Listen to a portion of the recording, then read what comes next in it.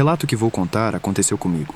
Uma experiência que marcou profundamente minha vida e alterou para sempre minha percepção sobre o mundo ao meu redor. Meu nome é Lucas, um jovem apaixonado por esportes, especialmente futebol, o qual jogo desde pequeno em campos de várzea da minha cidade. Na época dos fatos, eu estava cursando o ensino médio, dividindo meu tempo entre os estudos, jogos de futebol com amigos e as responsabilidades típicas da adolescência. Minha vida seguia um curso normal, com os altos e baixos típicos de qualquer jovem da minha idade, até que um evento inesperado me levou a enfrentar um dos maiores desafios da minha vida. Tudo começou um dia enquanto eu jogava futebol. Era um dia ensolarado, e naquela época, a doença da dengue era muito comum nos hospitais. Infelizmente, eu contraí essa doença quando saí para jogar com meus amigos, e por causa disso, tive que ser internado por cerca de um mês. Tudo estava normal e tranquilo, até que algo aconteceu, algo que eu nunca esquecerei em minha vida. Acontece que depois de algum tempo, fui transferido para a UTI, Unidade de Terapia Intensiva, que era um lugar muito frio e vazio durante as noites. Eu estava me acostumando a estar naquela sala, apenas o corredor me dava um pouco de medo, porque na maioria das vezes estava escuro e quase ninguém passava por lá, já que todos os médicos e enfermeiras estavam atendendo as crianças. Minhas primeiras noites eram tranquilas e muito pacíficas, mas um dia, enquanto dormia, ouvia passos que vinham daquele corredor tão assustador. Lembro-me de que estava deitado e não podia me mover, mas podia ver como uma figura escura, de 2 metros, que lentamente se aproximava da cama de um dos meus colegas de quarto. Depois disso, se aproximou de mim e vi que não tinha rosto, apenas um sorriso psicopata que fazia todo o meu corpo arrepiar. Depois disso, ele foi embora e não o vi mais. Mas o colega ao qual ele se aproximou faleceu no dia seguinte. Eu estava assustado porque pensava que o mesmo aconteceria comigo. Então, enquanto a TV estava ligada, comecei a rezar e ouvi vozes no meu ouvido. Senti uma presença estranha, e quando abri um pouco os olhos, a TV estava em estático, mudando alguns canais, como se estivesse tentando evitar que eu continuasse. Quando os sons terminaram e tudo estava mais tranquilo, abri meus olhos lentamente e, como por magia, tudo voltou ao normal. Ainda tenho dúvidas sobre o que era aquela coisa. Não era humano, e muito menos acho que tenha sido a morte. Mas seja lá o que fosse, estou certo de que veio diretamente do inferno, porque ouvia como chamava meu nome por debaixo do chão.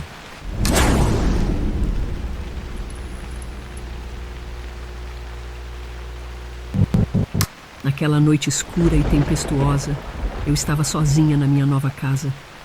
Meu nome é Marta, e havia acabado de me mudar, buscando um novo começo longe da agitação da cidade.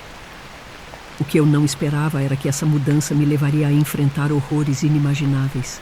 De repente, um clarão iluminou um dos cômodos, revelando uma figura fantasmagórica diante de mim.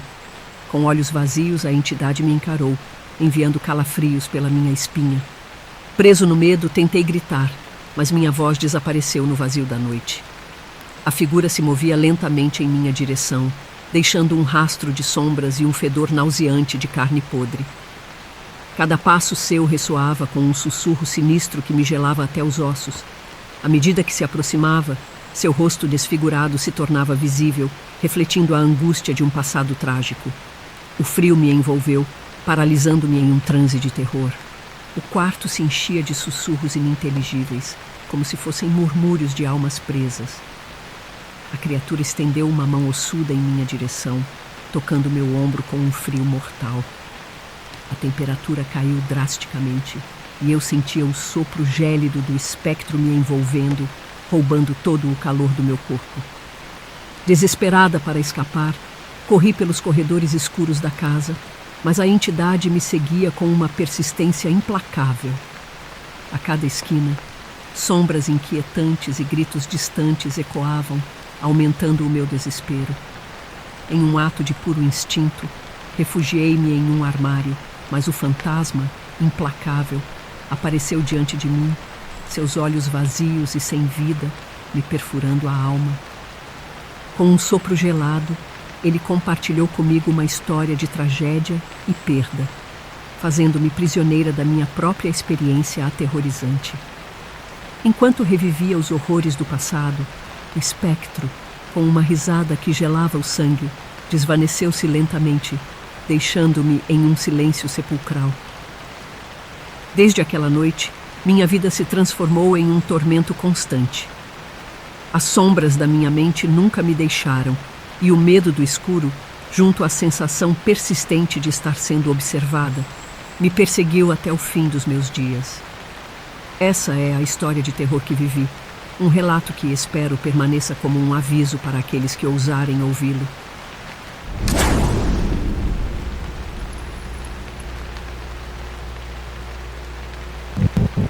Esta história é do meu bisavô, que atualmente está na avançada idade de 101 anos. Ele contou essa história em reuniões de família por anos. Ele é da cidade de Yaroslavl, na Rússia. Acho que era a União Soviética quando ele nasceu lá. Sendo da URSS, é claro que ele serviu sob a União Soviética durante a Segunda Guerra Mundial, depois fugindo para os Estados Unidos alguns anos depois para escapar do comunismo. Ele me contou essa história novamente recentemente, não fazia muito tempo depois da Batalha de Iliki Luki, que não foi uma grande batalha da guerra, mas ainda resultou em um grande derramamento de sangue soviético e alemão, como a maioria das batalhas na época. Era noite e, segundo meu bisavô, estava muito frio aquela noite, um frio infernal. Eles estavam em uma pequena casa que era uma das poucas sem danos, o que era bom porque estava quente. Ele e seus camaradas estavam celebrando com bebidas, músicas, risadas e piadas, como você poderia imaginar que seria uma celebração. Em algum momento da noite, 2 soldados companheiros entraram no edifício. Meu bisavô e seu amigo Sergei não gostavam desses 2, aparentemente porque eles eram bocas largas e apenas caras desagradáveis. Sergei perguntou ao meu bisavô se ele queria sair para fumar. Ele concordou, e os 2 colocaram seus casacos pesados e saíram para o ar frio congelante. Meu bisavô tirou um cigarro, assim como Sergei, e então ele acendeu os cigarros de ambos. Eles estavam conversando por um tempo, ambos aproveitando seu cigarro e se banhando na glória que veio com a vitória na batalha que havia durado cerca de 2 meses. Depois que meu bisavô terminou um cigarro, eles estavam prestes a voltar para dentro quando ouviram o que parecia ser um grito de homem vindo do bosque à distância. Temendo que fosse o grito de um de seus camaradas possivelmente sendo atacado por uma patrulha de alemães irritados, eles voltaram rapidamente para dentro e pegaram suas armas. Por causa do fato de que poderia haver alemães armados, eles conseguiram um bocado mais de seus colegas soldados para correr para o bosque com eles.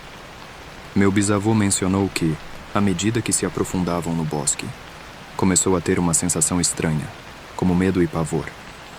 Quando não podiam ouvir mais gritos, meu bisavô sugeriu que todos se dividissem em duplas e procurassem por quem quer que fosse.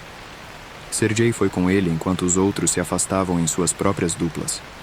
Depois de cerca de 2 minutos caminhando pelas terras frias e escuras, meu bisavô disse que podia ouvir um choro fraco, como se alguém estivesse com dor. Sergei ouviu isso também, então eles caminharam para onde ouviram os sons de choro. Eles começaram a ver gotas de sangue na neve, então ambos começaram a levar a situação mais como uma ameaça do que antes. Ainda me dá arrepios quando meu bisavô me conta essa parte. Quando ele e Sergei chegaram à fonte do som de choro, eles encontraram a cena mais bizarra e perturbadora que haviam testemunhado. 2 soldados alemães no chão, um deles morto, um vivo. Um deles tinha seus uniformes rasgados e ensanguentados.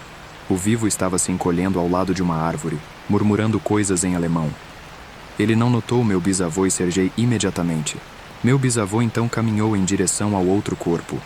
O cadáver estava horrivelmente mutilado, faltando membros, pele arrancada do rosto, seu uniforme estava despedaçado e parecia que ele havia sido escalpelado.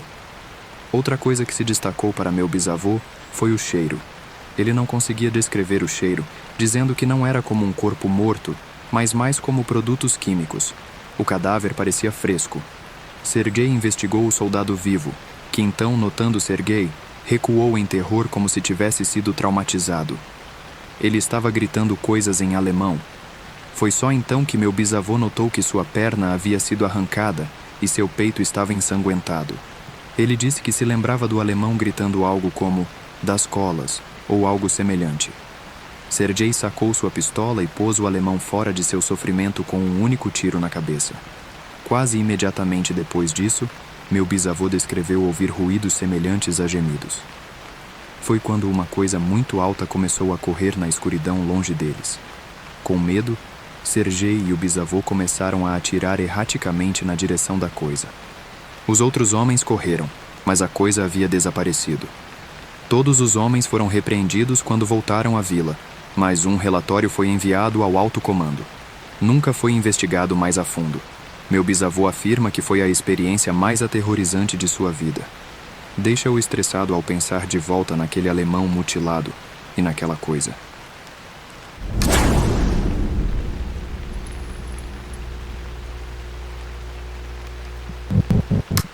Eu tinha 9 anos quando isso aconteceu. Por algum motivo eu estava sozinho em casa uma noite, então estava jogando videogame no andar de cima no meu quarto. Não me era permitido atender a porta para ninguém quando estava sozinho em casa.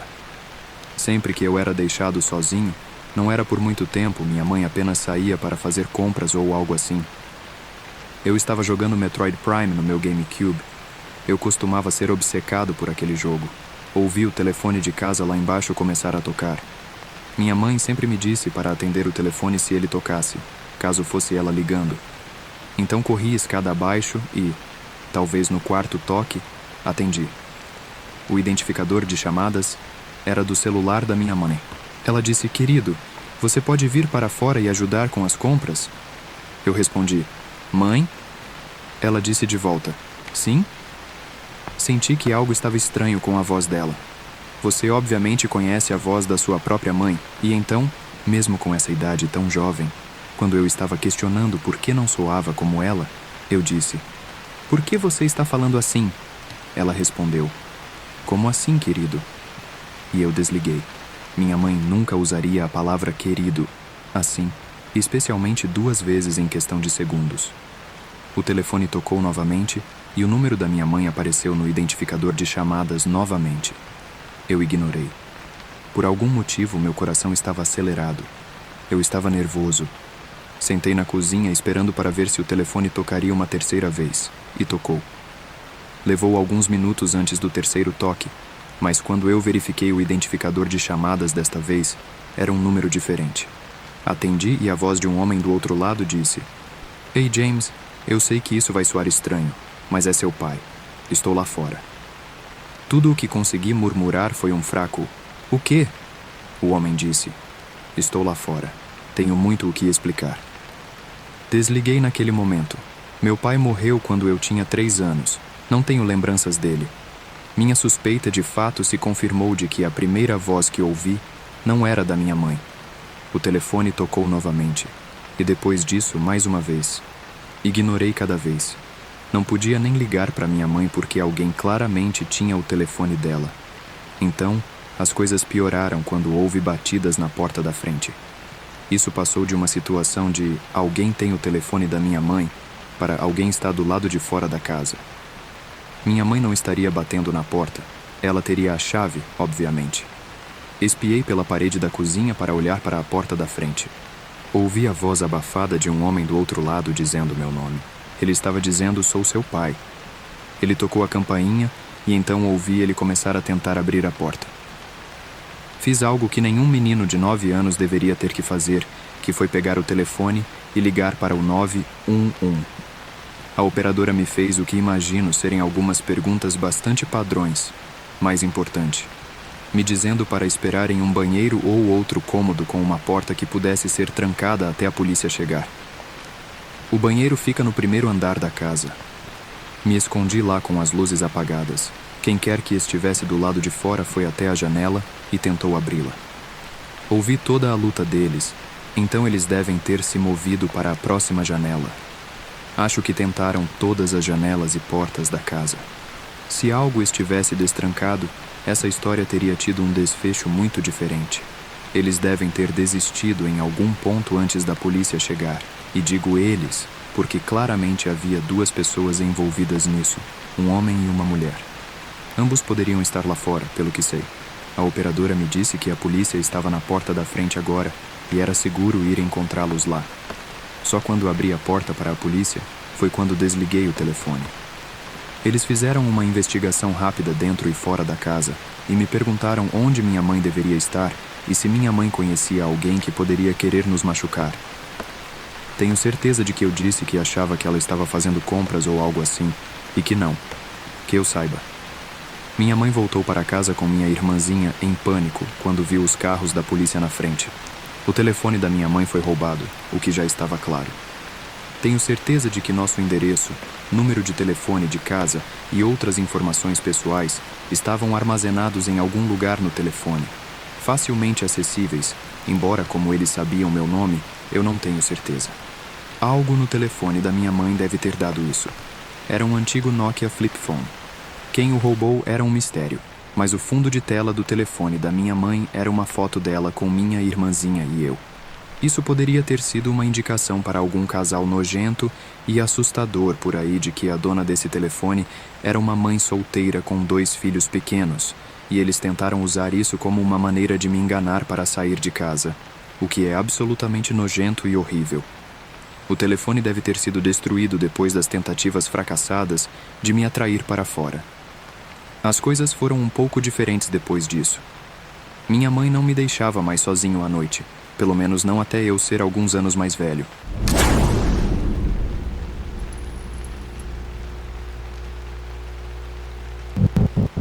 Poucas pessoas experimentam algo tão traumatizante em uma idade tão jovem que fica com elas para sempre. Eu sou uma dessas pessoas. Eu tinha talvez 7 ou 8 anos de idade. Meu irmão mais velho e eu crescemos em um lar desestruturado. Nossa mãe nos criou. Nosso pai era um irresponsável e desapareceu de nossas vidas. Nossa mãe trabalhava em 2 empregos para nos sustentar. Às vezes, ela tinha que trabalhar no turno da noite e geralmente pedia para nossa avó ficar em casa nas noites em que ela tinha que trabalhar. Meu irmão Austin é 2 anos mais novo do que eu. Tivemos a sorte de ter nossos próprios quartos, dadas as circunstâncias. Morávamos em uma casa pequena, mas para nós 3 e com o salário da nossa mãe, não era terrível. A área em que morávamos não era incrível, porém. Era uma noite como qualquer outra. Não me lembro se era uma noite de escola ou se era um fim de semana. Não me lembro de detalhes pequenos assim, mas o que eu me lembro é que eu estava na sala de estar com minha avó. Ela estava assistindo TV e eu estava brincando com Legos na minha mesa de Lego. Eu estava sendo barulhento e fazendo bagunça com eles, porque me lembro da minha avó me dizendo: "Alex, fique quieto." Austin já estava na cama. Meu horário de dormir era 9h30. Dado que estava provavelmente se aproximando dessa hora, estou supondo que era uma noite de fim de semana. Caso contrário, meu horário de dormir teria sido mais cedo. O layout da casa era simples: sala de estar, sala de jantar e cozinha, todos conectados. E então, havia um corredor que levava ao banheiro e 3 quartos. O quarto da nossa mãe era no final do corredor. O meu era no meio. Nossa avó dormiria na cama da nossa mãe quando ela ficasse para nos cuidar. Eventualmente, eu tinha que ir dormir. Minha avó sempre ia dormir cedo também. Então, logo depois de me dar boa noite, ela iria ao banheiro escovar os dentes e coisas assim, antes de ir dormir também. Eu nunca fui alguém que tinha medo do escuro ou algo assim. Minha mãe diz que eu costumava ser uma criança muito corajosa. Mas aquela noite, eu acordei no meio da noite. Algo incomum para mim, porque me lembro de ser um dorminhoco pesado. Ouvi algo fora no corredor, rangidos no chão. Os pisos de madeira daquela casa sempre foram muito rangentes. Qualquer um que andasse pelo corredor, você ouviria. Pensei que minha avó estava indo ao banheiro. No entanto, o rangido não parou. Parecia que os rangidos estavam se movendo para frente e para trás. Saí da cama e fui até a porta para ouvir. Agora, eu ouvia sussurros. Estava mais confuso do que qualquer coisa. Pensei que minha avó estava falando com Austin. Abri a porta e olhei para o corredor. E o que eu vi ainda me assombra. Havia uma mulher alta, magra e nua encostada na parede com a cabeça entre os braços. Ela estava sussurrando coisas para si mesma. E então, como um veado diante dos faróis, sua cabeça virou rapidamente para me olhar.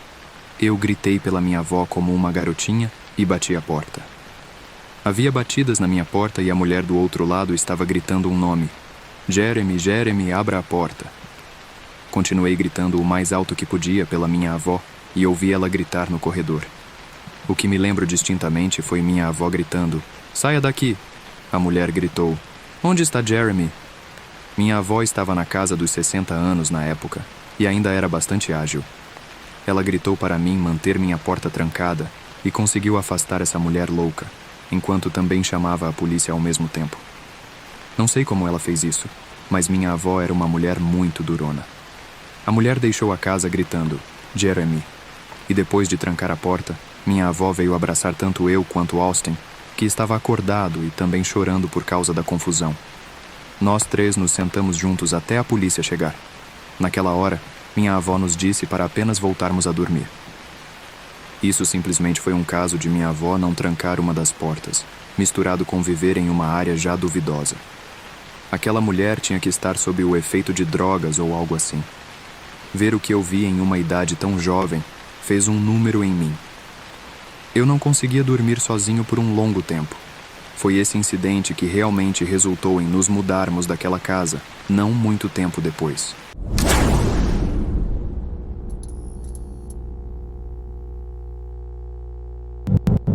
Deixe-me dar um contexto antes da história começar.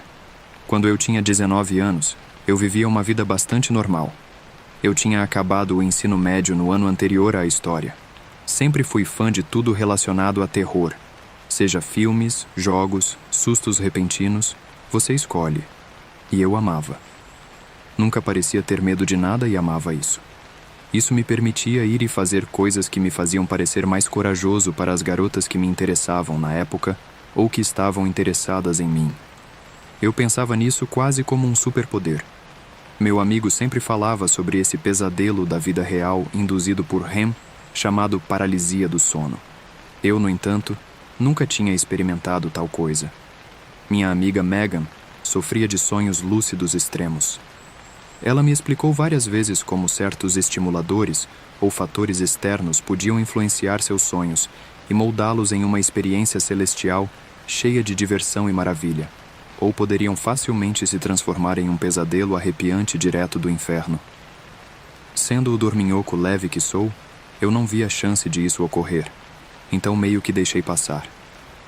Uma noite, Megan me mandou uma mensagem e me pediu para ir até lá, pois ela tinha acabado de sofrer outra experiência maligna devido à sua condição de sono.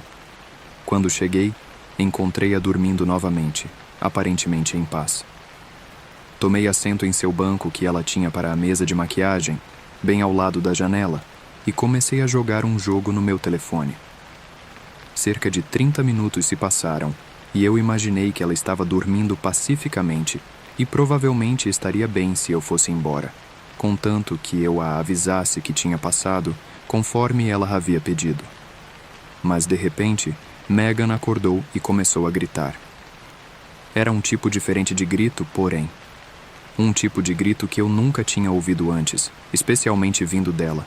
Era quase abafado. Não sei como mais descrever. Seus olhos se arregalaram e eu corri para o lado dela. Perguntei se ela estava tendo um pesadelo. Ela começou a tremer.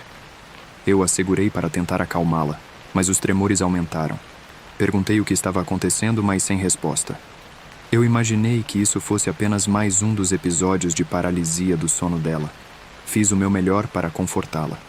Depois de cerca de 30 segundos, ela recuperou o controle total do corpo. Eu me certifiquei de que ela estava bem e voltei para minha casa, pois já era quase 1 da manhã. Assim que cheguei em casa, recebi uma mensagem de texto muito preocupada dela, dizendo: "As alucinações não param." Pedi que ela esclarecesse o que queria dizer, mas sem resposta. Depois de cerca de 30 minutos, decidi voltar para a casa dela. Quando cheguei, notei a iluminação vermelha e azul cobrindo o alpendre da frente e as placas de rua ao redor. Corri até a casa dela, desesperado para descobrir o que tinha acontecido. Ao me aproximar da casa, notei que Megan estava falando com um dos policiais no local. Quando me aproximei, Megan e o policial me levaram para um local mais isolado. O que descobri ainda me arrepia até hoje.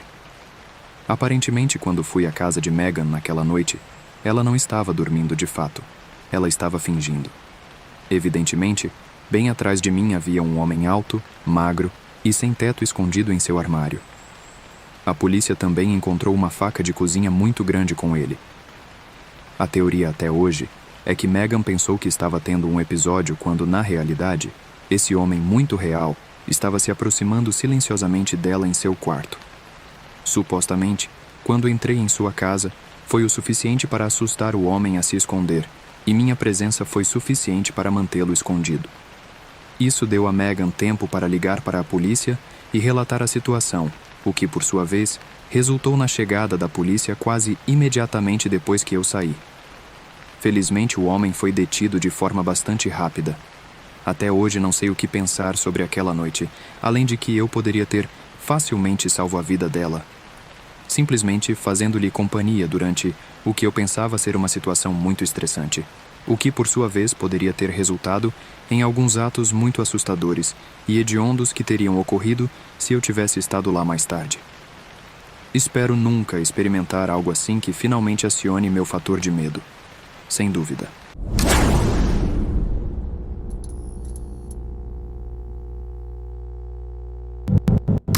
Isso aconteceu quando minha noiva Morgan e eu acabamos de nos mudar para nossa casa juntos em uma cidadezinha tranquila.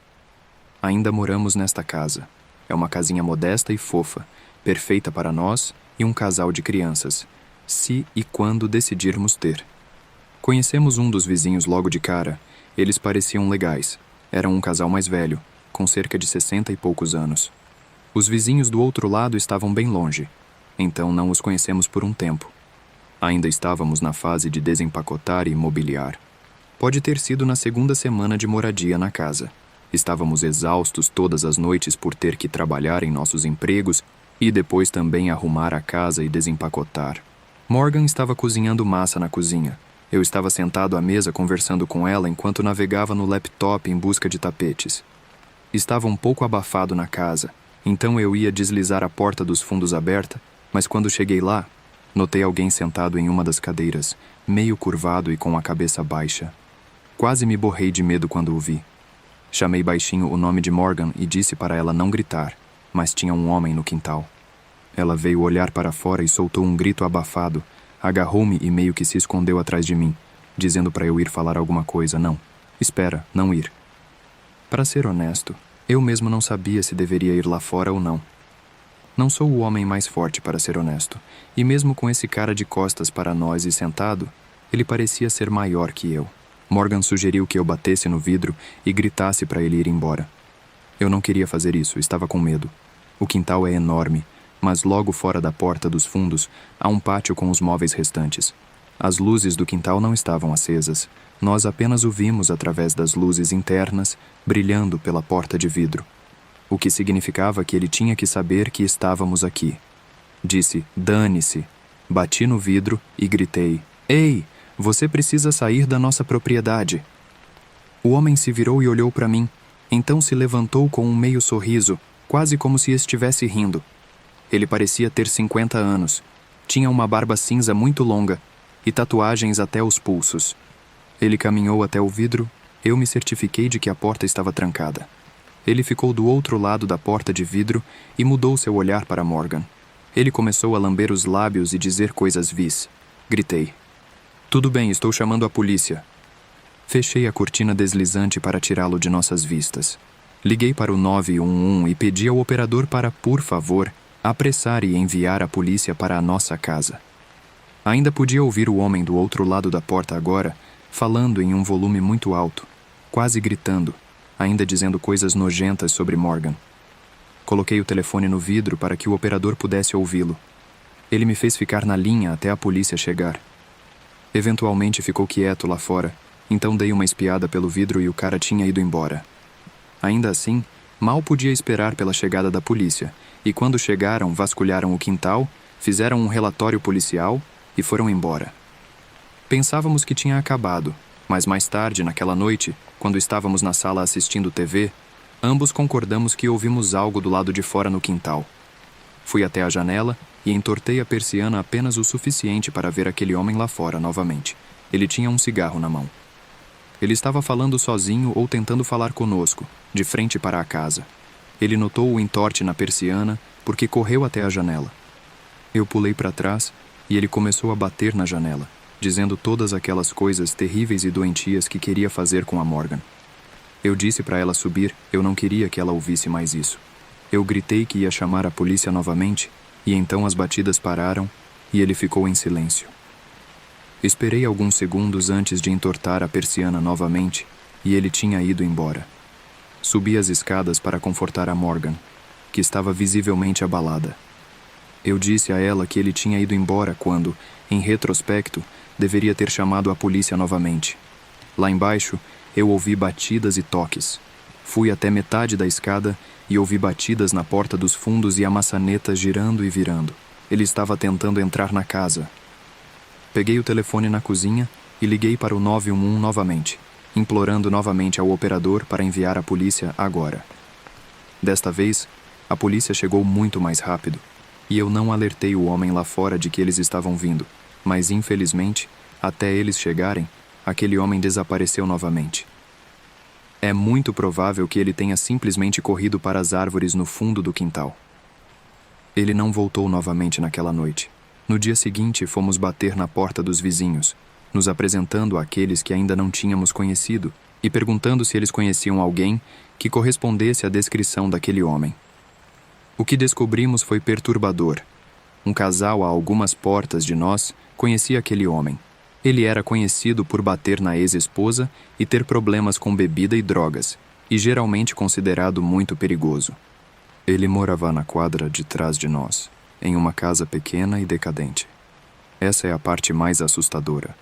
Nós o denunciamos à polícia, mas como não o tínhamos em vídeo, não pudemos pressionar por acusações. Não sabemos se ele ainda mora lá porque não ouvimos falar, ou vimos ele por muito tempo. Espero que continue assim.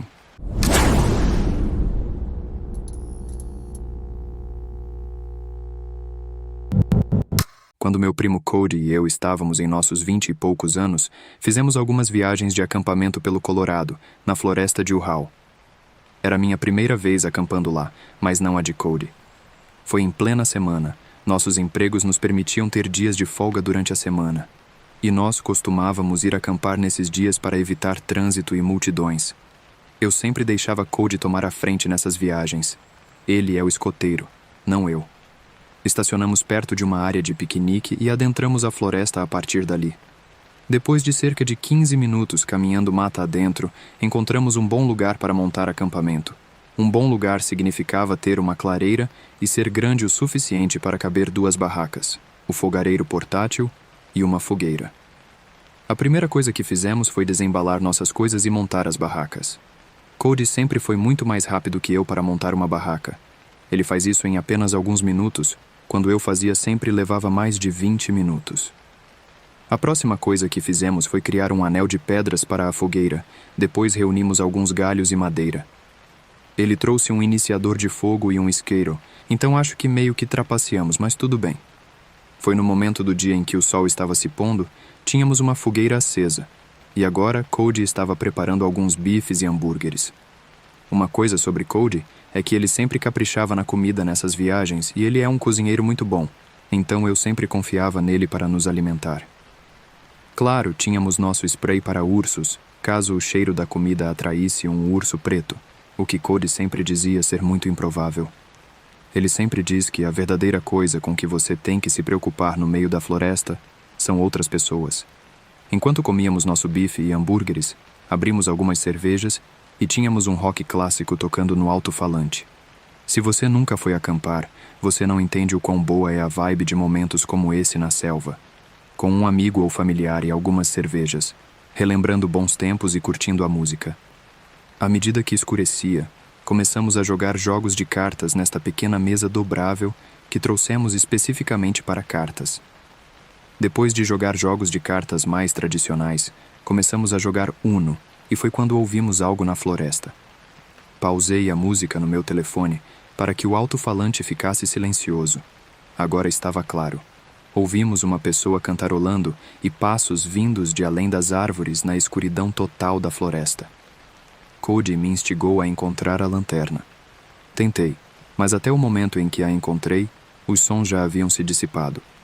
Perguntei a Cody se aquilo era algo com que deveríamos nos preocupar, e ele disse que definitivamente era incomum para alguém estar tão fundo na floresta e muito menos passando assustadoramente por um acampamento com uma fogueira ativa, cantarolando alto. Fiquei um pouco abalado e vi que Cody também estava. Voltamos a jogar cartas, com a música agora bem mais baixa, quando menos esperávamos, um grande galho caindo no meio do nosso acampamento nos fez pular fora de nossa pele. Ele não caiu de uma árvore. Essa coisa foi jogada em nós por alguém. Cody começou a gritar algo do tipo: "Quem quer que esteja aí fora nos incomodando, arranje uma vida e caia fora." E então passos puderam ser ouvidos mais uma vez à distância. Eles estavam se afastando de nós. Eu disse que deveríamos desmontar o acampamento e nos mover para outro lugar. Ele disse absolutamente não no escuro. Ambos tínhamos spray de urso, e ele aconselhou a apenas mantê-lo ao meu lado na minha barraca quando fôssemos dormir. Era o mais próximo que tínhamos de armas de defesa pessoal. Continuamos ouvindo sons como galhos, de árvores quebrando à distância, sons que você nunca esperaria que um animal fizesse. Alguém estava lá fora, talvez várias pessoas, isso era claro. Tivemos que dormir eventualmente, então concordamos que talvez deveríamos nos revezar, ficando acordados para vigiar, para garantir que ninguém viesse ao nosso acampamento e roubasse algo, ou pior. Cody concordou em fazer a primeira vigia. Ele disse que ficaria acordado e leria seu livro, então me enfiei na minha barraca e no meu saco de dormir e fui dormir. Acordar no meio da noite enquanto acampa é normal, você está em um ambiente externo frio e em um saco de dormir desconfortável, qualquer número de coisas poderia te acordar.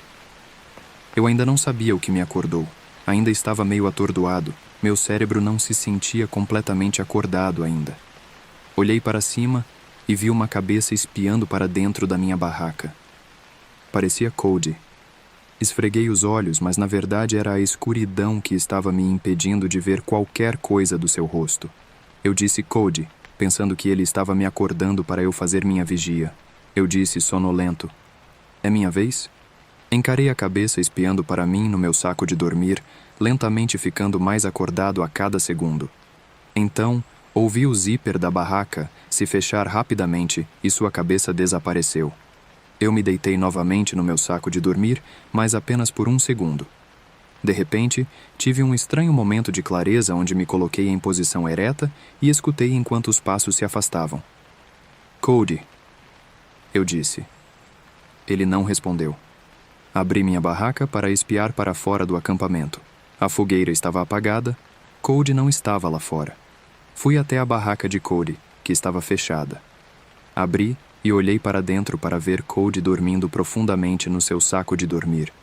Senti calafrios, arrepios, como quiser chamar. Quase me mijei de medo ao perceber. Comecei a sacudi-lo para acordar, e quando ele finalmente acordou, eu disse a ele que alguém estava no acampamento. Levou 1 minuto para ele voltar à realidade, assim como eu, mas quando voltou ele pegou seu spray de urso. Ele disse que deve ter cochilado enquanto lia. Ele disse que eu deveria dormir na barraca com ele aquela noite, mas para fazer isso, eu precisaria do meu saco de dormir. Ele saiu da barraca comigo e ficou de guarda enquanto eu corria até minha barraca para pegar meu saco de dormir. Na minha barraca, pegando meu saco de dormir, ouvi aquele maldito cantarolar novamente, do lado de fora. Peguei e Cody sussurrou para eu me apressar. Eu disse: "Você ouve isso também?" Ele disse que sim. Ambos voltamos para a barraca dele e a fechamos com nossas latas de spray de urso ao nosso lado. Eu digo, naqueles momentos, eu queria mais do que tudo que um urso viesse e salvasse o dia. As horas se arrastavam enquanto eu ficava acordado enquanto Cody dormia. Depois de 3 longas horas horríveis, eu o acordei e trocamos. Quando Cody me acordou, já estava quase amanhecendo, havia luz lá fora, então arrumamos tudo, e quando terminamos, havia luz suficiente para caminhar de volta ao carro. Embora pudéssemos ter dirigido para outro lugar e ter outra noite de acampamento em outro lugar, nenhum de nós estava mais afim. Esta foi uma experiência assustadora, e acho que ambos apenas queríamos estar na segurança de nossas casas. Já se passaram 6 anos desde que isso aconteceu, e ele me chamou algumas vezes desde então para acampar, mas eu realmente não tive interesse desde essa experiência. As pessoas são assustadoras demais. Por que alguém estaria lá fora, rondando nosso acampamento na vista daquela pessoa na escuridão, apenas olhando para dentro da minha barraca? Foi direto de um pesadelo. Honestamente, eu nunca mais pretendo ir acampar.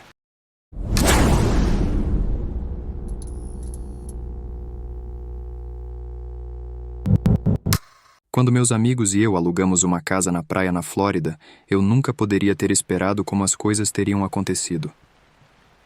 Éramos 4 em um carro apertado, dirigindo para lá. A casa ficava diretamente na praia. Estava nesta estrada que tinha a baía na frente da casa, do outro lado da rua, e então no quintal. Era literalmente a praia. Havia algumas casas enormes nesta estrada e algumas menores, mais normais. A que ficamos era uma das mais modestas. Tinha 4 quartos, então um quarto para cada um de nós. As casas eram espaçadas nesta estrada, criando uma sensação de privacidade, e todo o tempo que estávamos descarregando o carro na frente, nem um único carro passou por essa estrada. O interior da casa era decente. Não era espetacular, mas era modesto, limpo. E os proprietários realmente investiram em um tema de praia com a decoração da parede. Acho que faz sentido considerando a localização. Havia até uma prancha de surf decorativa em um canto da sala de estar, atrás da TV. A sala de estar dava para o deck dos fundos, que então dava para a praia. A vista era incrível. O deck não era muito elevado do chão. Eram apenas 2 degraus para descer e pisar na areia. Todos nós reivindicamos nossos quartos. Consegui um dos quartos com vista para a praia. A primeira coisa que fizemos depois de nos acomodar foi, claro, caminhar para fora e deitar na praia. Todos nós entramos na água em algum momento e depois jogamos futebol. Definitivamente ficamos na praia por algumas horas. Parecíamos ser os únicos na praia, exceto por um casal mais velho, bem distante na praia. Depois, saímos para comer e começamos a pular de bar em bar na área da cidade. Quando voltamos de Uber, já estava escuro. Fomos para fora, na praia, para brincar e jogar futebol no fim da noite, enquanto estávamos meio bêbados. Enquanto eu corria para pegar a bola depois de perder uma captura, notei algo na água. O reflexo da lua no oceano era a única razão pela qual eu podia vê-lo. Eu disse, "O que é isso?" em voz alta, e então percebi que era uma pessoa parada na água, mais ou menos na altura da cintura. Meus amigos olharam e disseram que também viram. Era só um pouco estranho por causa da hora. Era mais de meia-noite. Mas, se um local quer nadar à meia-noite, esse é o problema deles. Depois, fomos sentar no deck e bebemos cervejas por um tempo até ficarmos cansados e, um por um, todos começaram a ir para dentro dormir. Meu amigo John e eu éramos os últimos lá fora. Eu tinha, de vez em quando, olhado na direção que via aquela pessoa antes na água, só por curiosidade. E, eventualmente, quando lancei um olhar naquela direção, avistei alguém parado na praia. Eles pareciam estar apenas parados lá, nos encarando. Era meio assustador, talvez um vizinho. Eu não queria ser rude, mas me perguntava se era a mesma pessoa. Tentamos ignorar, mas John estava de frente para aquela pessoa. E depois de um tempo, ele disse que ainda estavam apenas parados lá, nos encarando. Eu me levantei e olhei, e vi que ele estava certo. Eu gritei, "Está tudo bem?" John perguntou, "Por que você fez isso?" Honestamente, não sabia o que estava esperando. Eles nem sequer responderam, embora estivéssemos oficialmente assustados, então fomos para dentro. Os outros 2, Travis e Liam, já estavam em seus quartos, provavelmente apagados de tanto beber, então John e eu decidimos apenas ir dormir também, para podermos aproveitar um dia inteiro amanhã. Se tivesse que adivinhar, era de 00:30 a 1 da manhã, o que era, honestamente, era cedo, mas estávamos todos esgotados do longo dia. Fui para o meu quarto depois de escovar os dentes, queria dar uma olhada no oceano antes de me deitar. Aqui é onde o fator de arrepios aumentou substancialmente, porque agora havia alguém parado na frente do deck dos fundos, de frente para a casa. Senti como se estivessem de frente para a minha janela. A figura da pessoa parecia ser masculina, considerando a estrutura um pouco maior. Era, sem dúvida, a mesma pessoa de antes. Chamei o nome de John. Ele não respondeu, então corri até o quarto dele e bati na porta, dizendo para ele sair. Ele saiu rapidamente e o levei até a minha janela para olhar para fora, mas agora a pessoa tinha ido embora. Jurei para ele que a pessoa de antes estava apenas parada, tão imóvel quanto antes, bem na frente do nosso deck. Ele acreditou em mim. Não íamos sair para olhar, embora. Dei mais uma olhada para ter certeza de que ainda estavam longe, e então fechei a persiana da janela do quarto. Mas enquanto eu estava deitado na cama, rolando de um lado para o outro tentando dormir, simplesmente não conseguia me livrar da sensação de que alguém ainda estava lá fora. Quem era aquela pessoa? Por que estavam rondando? Meus pensamentos foram interrompidos pelo som assustador de um punho batendo na janela do quarto. Senti como se minhas entranhas tivessem se encolhido e meu coração tivesse caído completamente do meu corpo. Fiquei deitado, em silêncio e congelado. Momentos depois, outro conjunto leve de batidas no vidro. Eu não ousava levantar a persiana. Não conseguia reunir coragem para isso. Quase gritei: "Quem é?" Mas me contive. Em vez disso, corri para a sala de estar, gritando para todos acordarem. Todos, um por um, saíram de seus quartos. Ninguém estava na janela quando verificamos. Todos nós 4 fomos para o deck e ligamos as luzes do deck. Olhamos para a praia e não vimos ninguém. Também verificamos a frente e os lados da casa. Ninguém. John e eu tivemos que explicar aos outros 2 o que eles perderam quando adormeceram. Mantivemos as luzes do quintal acesas naquela noite. No dia seguinte, John e eu fomos aos 2 vizinhos mais próximos e perguntamos se eles também tinham experimentado alguém batendo em suas janelas ou portas. Um dos vizinhos nos contou um encontro genuinamente assustador que ele teve uma semana antes. Alguém bateu na porta deles no meio da noite, e quando ele perguntou quem era, eles não responderam e apenas continuaram batendo, então ele não atendeu a porta. Não tenho certeza se estava conectado, mas se estivesse, isso apenas torna isso ainda mais assustador. Passamos o resto do dia na praia, explorando cidades próximas e indo a bares. Nada aconteceu naquela noite. Saímos no dia seguinte. Ainda me pergunto o que teria visto se tivesse levantado a persiana.